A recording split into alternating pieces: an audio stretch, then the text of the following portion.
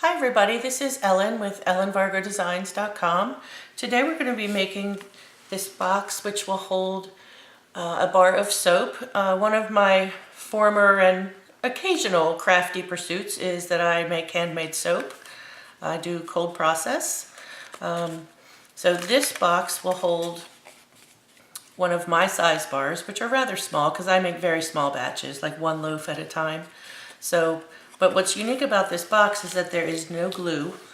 So if you open it all the way up, you'll see it folds completely flat. And then everything tucks together, and this lip comes up from the bottom and tucks in to these little flaps, and it stays completely closed. Really, really cool. So I'm going to show you how to make one for this one is a tea tree scented bar, and this other one that I have is almond biscotti, which smells heavenly. I love the smell of almond. So we're going to be using the Wood Textures Designer Series paper stack, and we're going to start with a piece of Sahara sand cardstock, which measures 5 by 9. And on the 5-inch side, we're going to score at 1 and 4. 1 and 4. And then on the 9-inch side, we're going to score at 1, 2, 5, and 6. So super easy measurements. Get that out of the way. And we'll fold and burnish all of our score lines, as usual.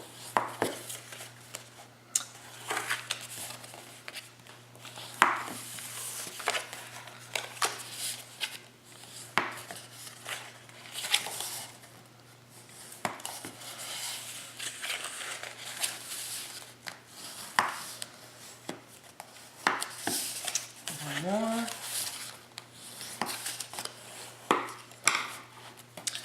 And now we need to do a little bit of additional scoring, and I'm going to pull out my metal ruler. If you can see, which the lighting isn't great, there's a large square in the center here. You can see it better if I fold the papers. And on each corner there's another small square just adjacent to the large one in the middle.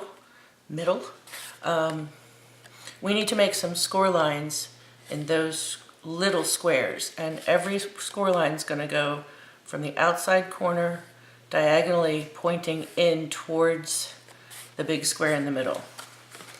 So if I get my scoring tool, so I'm going to line up my ruler, put my stylus in that corner, move my ruler up, and then line it up to the outside corner and score.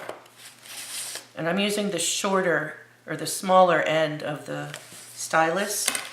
It tends to work better with the ruler. So again, put my stylus in the corner, line up my ruler with the other end and score. And then I just repeat on the other two.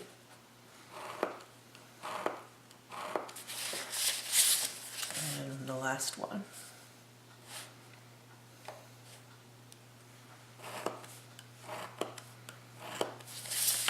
So that's all of our scoring. Now let's bring in our sample. Let's open it up so you can see what I'm doing. So these are the diagonal ones that we made.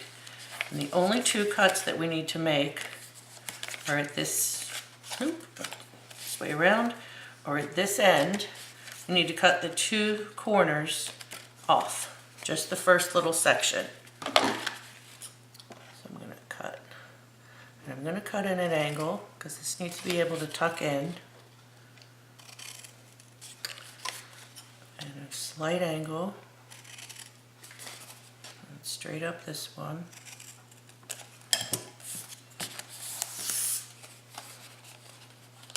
And then we need to help these diagonal scores.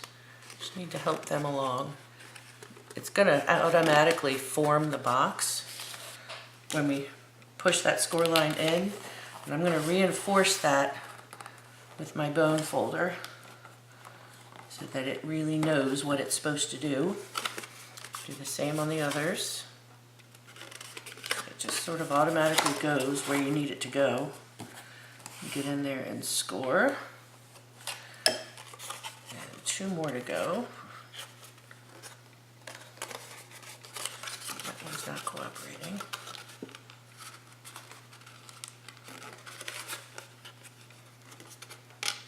There we go.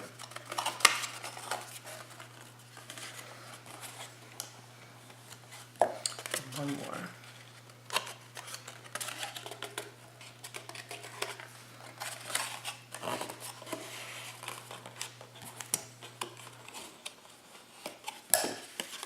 Okay. Is that right?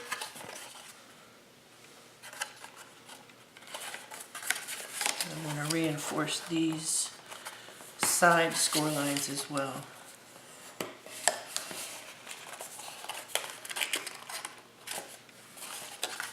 So you have to sort of train the paper to do what you need it to do.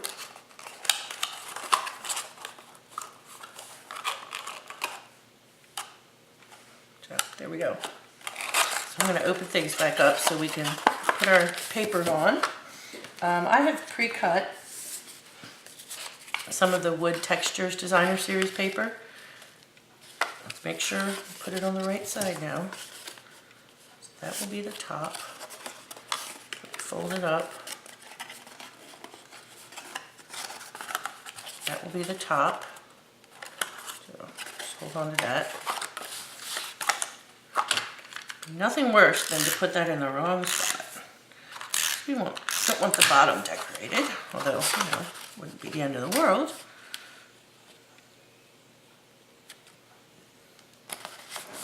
That's one. And then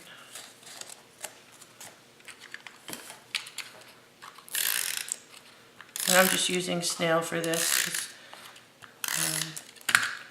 Pattern paper to cardstock snail is fine. Cardstock to cardstock on a box project like this, fast fuse is better. But this is a no glue box, so we don't need our fuse today.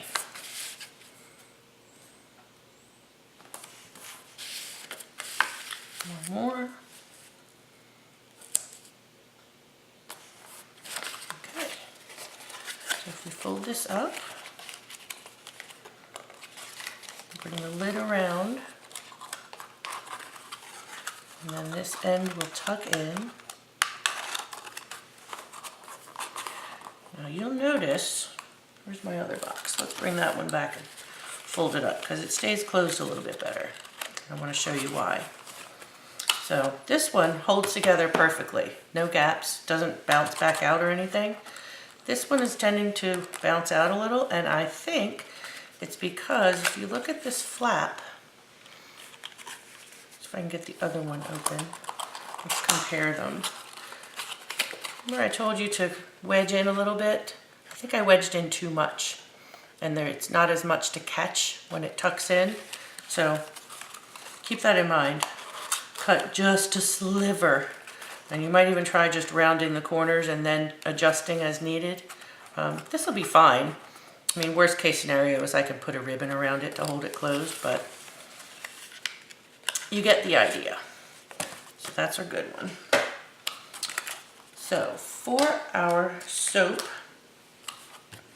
which is here, I'm going to do a wrap around the soap, and I'm going to use the same wood texture paper on the top of it. Let's see. So if I wrap it this way, and I'm not going to do any scoring, I'm just going to kind of hand wrap it. Because one thing about making handmade soap is that it's never exactly square. And I don't sell my soap, I just make it for myself and to give it away. So I don't care if it's perfect. It's handmade, right? So I will use some fast fuse on this just to hold that closed.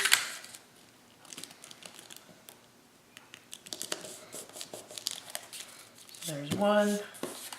And then what I'm going to do is wrap this around the other side. And the ends won't meet, but it's okay because we're going to put our label across the middle of it and it'll cover the gap. So I'm just going to run some snail along here.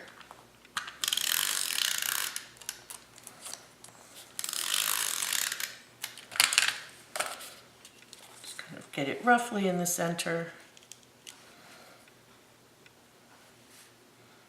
You might see my head, sorry. There's probably a more scientific way to do this, but for our purposes, this will be fine. And then I've got these labels that I printed out with the name of the soap and that it's all natural handmade soap. And I put one of those stickers onto some Whisper White cardstock, and I'm going to cut that out with a 1 3/4 circle punch. It will give a nice, no white border. Actually, that one is going to go on top of the box, and I'm just going to use one of these straight from the label, from the sticker sheet. And I'm a little off center there. Let's slide that around. And we'll just place that in the center. And there's our almond biscotti soap bar. And the one for the lid, I'm going to pop up with a couple dimensionals. Because if there's an opportunity to give dimension, then I usually do.